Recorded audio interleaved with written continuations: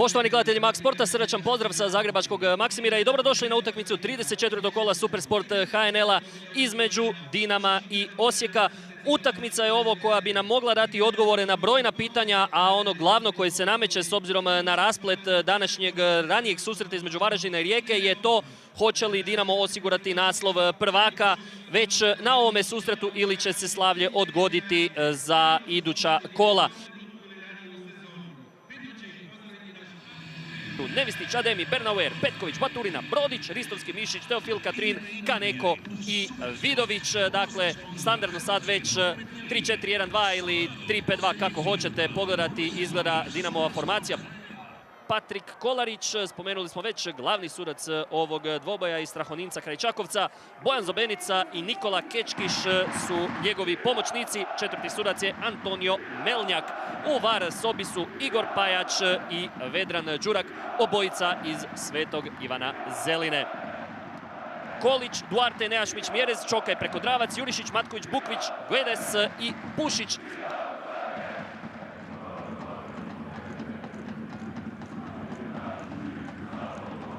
I odlična prilika za Mjereza, obranio je Nevistić.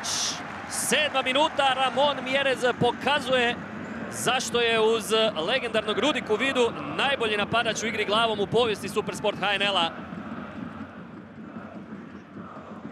Kombinacija Petkovića i Kaneka kroz sredinu, ostaje tu Ristovski na desnoj strani. Ristovski će ubaciti loptu u sredinu, udarac glavom pokraj gola. Najviši u skoku bio je Vidović. Baturina za Petkovića, ide naprijed Brodić, evo lopte Franu Brodiću, ali tu je puno igrača Osijeka. Brodić poteže s 20 metara.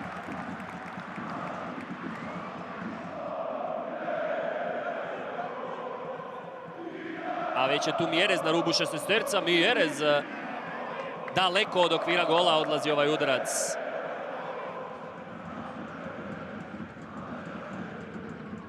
Petković neće proći kraj dobro raspoloženog Duartea večeras. Matković s druge strane u trku s Ristovskim. Matković pada na kraju i crveni karton, ne, žuti vadi Patrik Kolarić. Pokazuje odmah Kolarić da je lopta išla prema autu, prema korneru, a ne direktno prema golu. Veliko nezadovoljstvo sada na osječkoj klupi.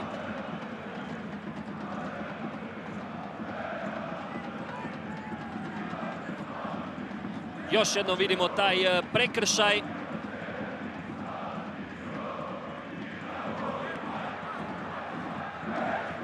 Ovdje se Baturina oslobodio Nejašmića i otvorio si koridor skroz do protivničkih 30 metara. Petković u sredinu, završio je Petković na travnjaku, širi Dinamova klupa ruke, prije svega Sergej Akirović, nije se oglasio Patrik Kolarić.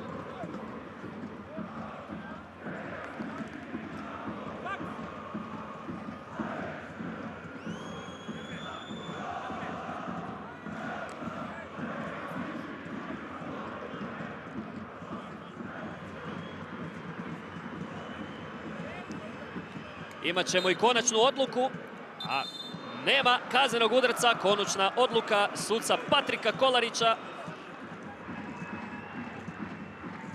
Čokaj na prvu vraticu, još jednom tu je Brodić.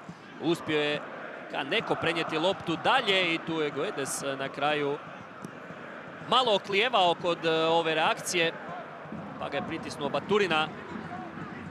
Baturina ima lijevo Brodića, ide lopta za Brodića, velika prilika za Dinamo. Brodić i uspio je Guedes na kraju blokirati i Kolić u konačnici sigurno uhvatiti loptu u ruke.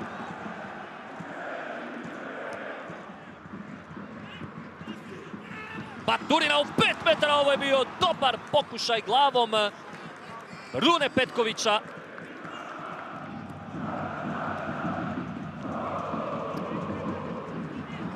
Baturina.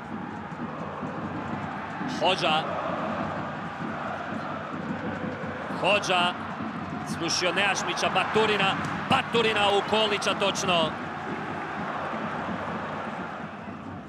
Matković Uspio se okrenuti. Pušić gađa, odlična obrana Nevistića. 55. minuta.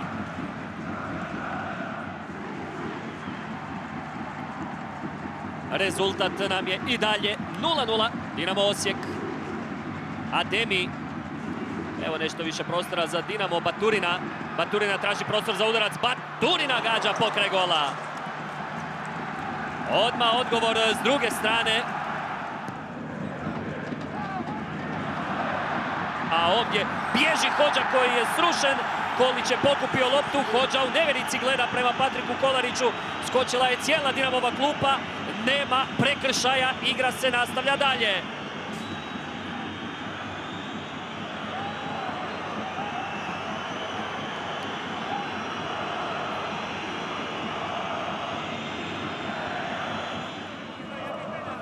Naravno, skupili su se igrači jedne i druge momčadi tu gledati što se događa, a konačna odluka je kazneni udarac za Dinamo. I crveni karton Duarteu. Pardon, nije čak ni kazneni udarac. Nije kazneni udarac. Već je slobodni udarac za Dinamo, ali Osijek ostaje s igrače manje. Mišić, kratko izvedeno, vratio mu je Baturina loptu. Mišić prema drugoj vratnici, gol! Arjan Ademi, 1:0 vodi Dinamo.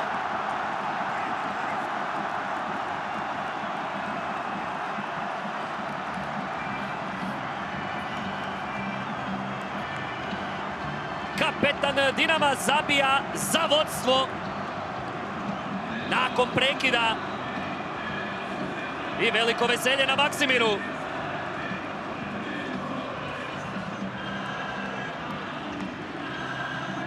Drugi pogodak ove sezone u Supersport HNL-u za Arjana Ademija.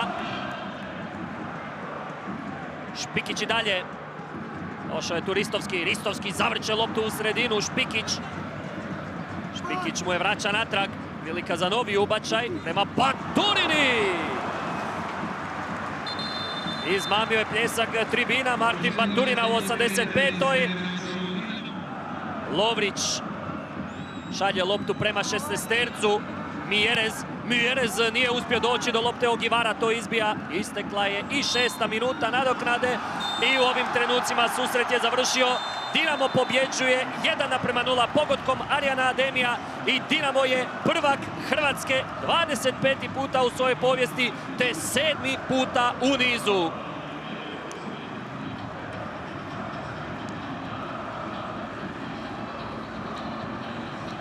Prije svega čestitao bi Dinamo na naslovu, a sad moram pričati o stvarima koje zaista ne volim. Nakon toliko godina nogometu ništa mi nije jasno. Vrijeme je da se prestane učiti na nama i da nas uče da je nešto drugačije od onog što mi vidimo. Ja sam nadam da će neko iz mog kluba konačno reagirati na ove sudačke pogreške koje su se dešavale, po mom mišljenju. Može biti subjektivno, ali mislim da nije. Tijekom ove sezone, ali zaista je bilo puno situacija koje su ošle na suprotnu stranu. Jer onaj trenutak s Matkovićem prvo polovreme i ovaj s Duarteom drugo, nema apsolutno nikakve razlike, tako da ne znam kako bi to tumačio. Što se tiče same utakmice, mislim da smo bili do isključenja, mogu čak reći, i bolja momčad. Imali smo i 2 odlične šanse. Nažalost, poslije toga isključenja otišlo sve na Dinamovu stranu i pobjedili su zasluženo. Ipak imam iskustva malo u HNL-u. Znao sam da je dugo prvenstvo, da treba biti miran, da treba vjerovati u momčad. Momčad je slijedila apsolutno sve. Naravno da je bilo uspona i padova na tom putu, ali bitan je krajnji cilj. Znači, to smo ostvarili i ja čestitam svima koji vole Dinamo ovaj naslov prvaka. Mislim da je ovo jedan od najslađih naslova prvaka koje je Dinamo osvojio u svojoj povijesti.